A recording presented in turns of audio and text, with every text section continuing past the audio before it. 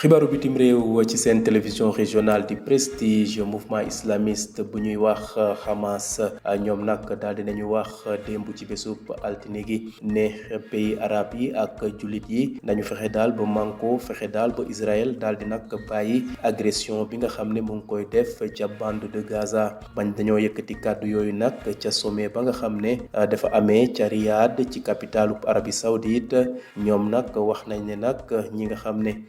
ñooy communauté internationale nañu daal fexe daal ba ñu daal di nag créer ñaari état bi juif yi daal di ko moom beneen ba ñi nga xam ne ñooy waa Palestine daal di ko am te capitale ba nag dafay nekk Jérusalem Est wax nañ ne nag Israël na jóge nag ci territoire yi nga xam ne daal di na ko occupé ngir nag jàmm mën a am ca fa nga xam ne mooy région boobee di Moyen-Orient. des ba léegi ca Moyen-Orient dirigeant pays arabe yi ak jullit yi nga xam ne ñoo nekk ci àdduna gi démb nag ñu nga doon daje ca fa nga xam ne mooy Riyad ci Arabie Saoudite daal di nañu woo Israël mu daal di nag jóge ci territoire yi nga xam ne daal di na ko occupé ngir jàmm daal di am ca Moyen-Orient sommet boobu nag nekkoon na occasion kilifa yi nga xam ne mooy waa monde arabe ak ñi nga xam ne ñooy jullit yi daal di nag wax ci li ñu xaar ci li nga xam ne moo jëm ci administration Trump wax nañ ne de jàmm ju dàkk faw moom la ñu bëgg a ca sous région ba tax na nag Israël war na mën a nag delloo territoire yi nga xam ne occupé na ko ci atum 1967 ba léegi ñu gis ne nag daal dina occupé fi nga xam ne moom mooy Cisjordanie daal di occupé fi nga xam ne it mooy Jérusalem Est ak fa nga xam ne mooy plateau du Golan nekk ca goxub Syrie wax nañ ne nag li nga xam ne mooy résolution bu mbootaayu xeet bi ci li nga xam ne moo jëm ci wàllu jàmm ci réewum arab yi te loolee ñu sampoon ko ci atum 2002 wax nañ ne nag loolu daal nañ ci tënku ngir Israël daal di delloo la nga xam ne moom la nit ña moom loolu nag bokk na ci déclaration finale bi nga xam ne amaloon nañ ko démb te tëjee ko li nga xam ne moom mooy sommet bi.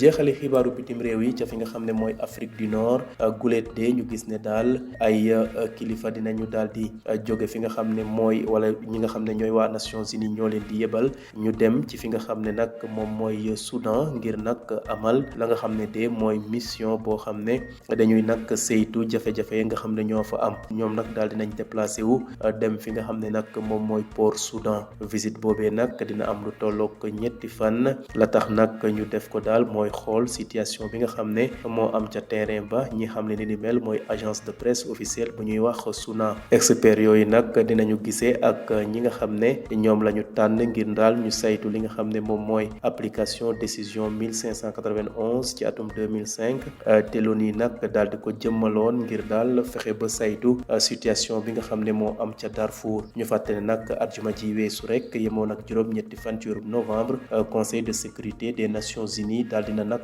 kontaan lool ci bokk boole bi ñu boole ci seen liste ba ñi nga xam ne ñoom la ñu war a sanctionné teg daan ci seen kaw te sukkandikoo ci résolution 1591 bu organisation des Nations Unies ñaari responsable militaires yi nga xam ne ñoo bokk ci force de soutien rapide ñaari chefs yooyu ay chef de division lañu nekk nag ca goxub Darfour kenn ki di Abdelrahman Juma Barkala keneen ka di Ousmane Mohamed Hamid Mohamed ñoom ñëpp de la nga xam ne mooy seen moomeel daal dinañ ko gelé te tere nañ leen ñu mën a voyager ci yeneen réew ya. Le mouvement islamiste palestinien Hamas a exhorté hier lundi les pays arabes et musulmans à contraindre Israël à cesser son agression. Ces derniers, réunis à l'occasion d'un sommet à Riyad, ont par ailleurs réaffirmé leur appel en faveur de la création d'un État palestinien souverain avec Jérusalem-Est comme capitale. Ils ont également appelé Israël à se retirer totalement des territoires occupés pour parvenir à une paix régionale globale. Restons toujours au Moyen-Orient où les dirigeants des pays arabes et musulmans réunis hier lundi en Arabie Saoudite ont appelé Israël à se retirer totalement des territoires arabes qu'il occupe pour parvenir à une paix globale au Moyen-Orient. Le sommet représentait également une occasion pour ses participants de fixer leurs attentes en faveur envers le sommet représentait également une occasion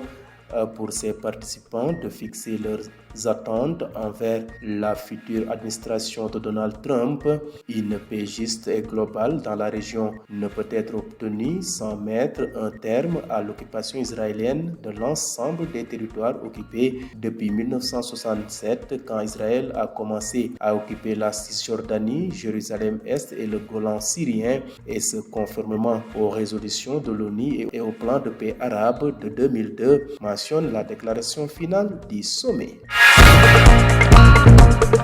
Bouclons ce rapide survol de l'actualité internationale en Afrique du Nord. Pour la première fois depuis le début de la guerre au Soudan, il y a plus d'un an et demi, le groupe d'experts du Conseil de sécurité des Nations Unies s'est déplacé à Port-Soudan. Une visite de 3 jours qui vise à examiner la situation sur le terrain, explique l'agence de presse officielle SUNA. Les experts devraient rencontrer les instances nationales chargées de l'application de la décision 1591 de 2005 de l'ONU relative à la situation au Darfour vendredi dernier. Pour rappel, vendredi dernier, 8 novembre, le Conseil de sécurité de l'ONU a approuvé l'ajout à la liste des sanctions propres à la résolution 1591 de 2 responsables militaires des forces de soutien rapide. Il s'agit de 2 chefs de division au Darfour, Abdelrahman Juma Barkala et Osman Mohamed Hamid Mohamed. Leurs avoirs sont désormais gelés et ils sont interdits de voyager.